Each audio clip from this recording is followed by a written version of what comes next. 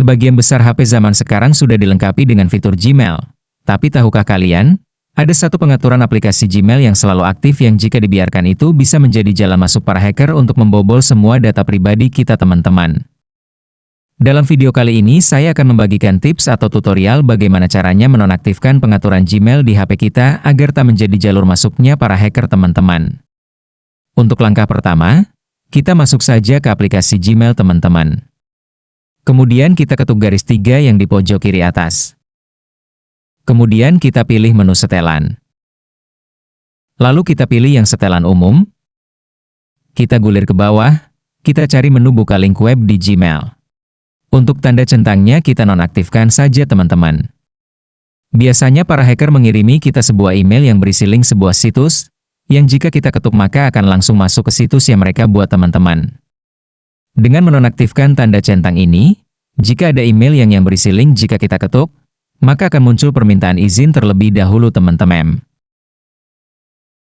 Untuk langkah pengamanan selanjutnya, kita masuk menu pengaturan. Lalu kita gulir ke bawah, kita cari menu aplikasi.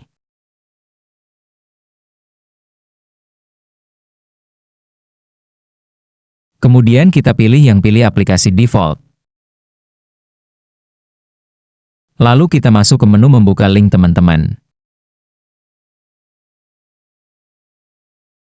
Maka tampilannya akan seperti ini teman-teman.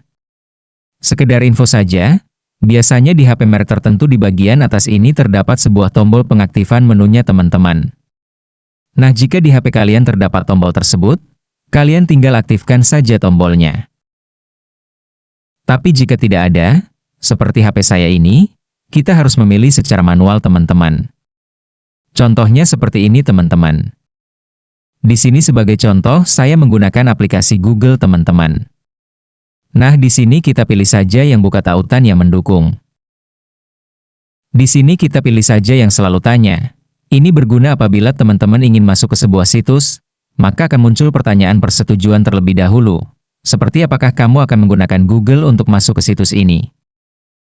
Kalian juga bisa lakukan cara ini ke aplikasi browser pihak ketiga teman-teman.